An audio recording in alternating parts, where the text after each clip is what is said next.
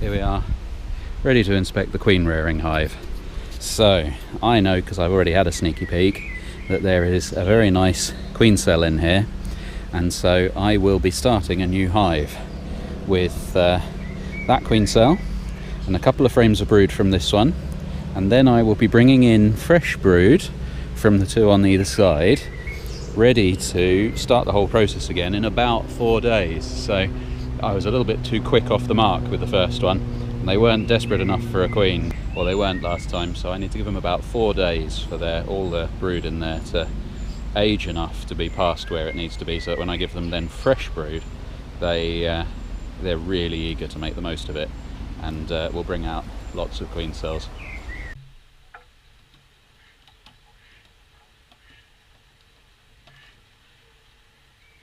So as I pull out the frame with 10 cells that I put in, you'll see that only one of them has been brought out as a queen.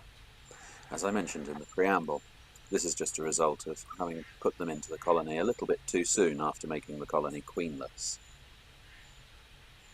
But it is a very nice queen cell, and not a waste of time at all. And so what I'm going to do is I'm just going to use some of the brood that raised it to actually start a whole new colony. And so the process is fairly simple, as you'll see.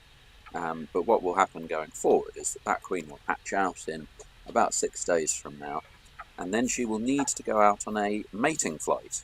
She will be a virgin queen when she hatches out, and as I've mentioned in previous videos, queens mate at the beginning of their life cycle, and that mating then should last them for the rest of their life. So the quality of the mating is quite critical. If you have bad weather that keeps a queen in for too long, then her mating won't be very good, and if she fails to mate at all, then the whole thing falls over.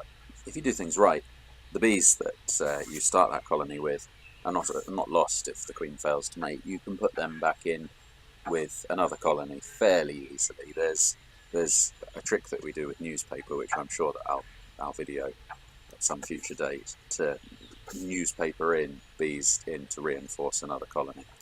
And so about a week from having hatched out, she should be mated, and then it takes her just a little while to fatten up, so and be ready to lay.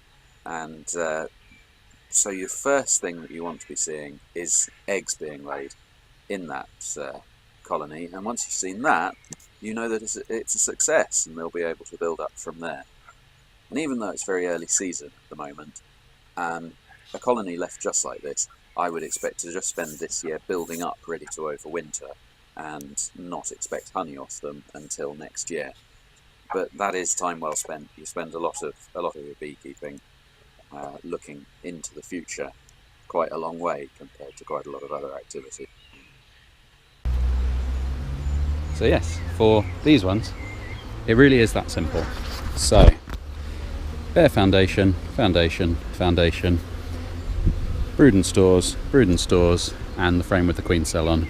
So I will come back in a week and just take this frame with the queen cell off, because it should be hatched in another 6 days from now, just to prevent them from using this frame to make wild comb with.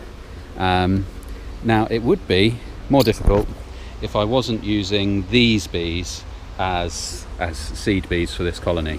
If I was taking bees from other colonies, there would just be a little bit more involvement, and we'll hopefully see that later in the year, hopefully in just a couple more weeks, just to get strange bees to accept a strange queen, whereas these ones have drawn her on themselves, so they'll accept her straight away, or should do.